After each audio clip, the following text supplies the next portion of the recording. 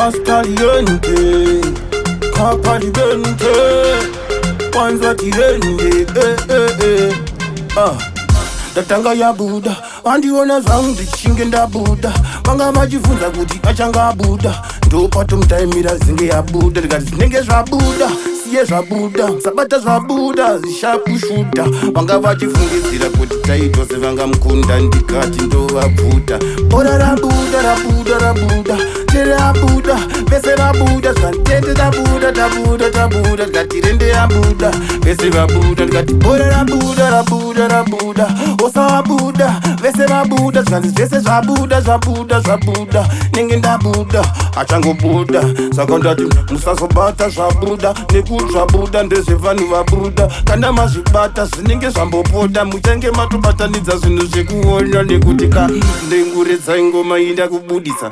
Vangafungise vakomana tamubuditsa. Zvikazvichimbotimirirai ndichange ndamubuditsa. Ndagava buditsa zvichazosara zvazvabuditsa. Zvazobuda ndozvemusarudzo mubuditso museretso mukenitso. Zvikanzi ndova rizive kubuditso. Zvikanzi vebuditso mise zvese zvabuda zvabuda zvabuda. Kana mudhara abuda vese vabuda. Zvikanzi tende rabuda rabuda rabuda. Kwaidede rabuda dede rabuda. Rikati ndara abuda abuda abuda. Kana sini rabuda vese vabuda. Zvikanzi tende rabuda rabuda rabuda. Kana dede rabuda vese vabuda. Murochan tongotanga tichikita yabuda.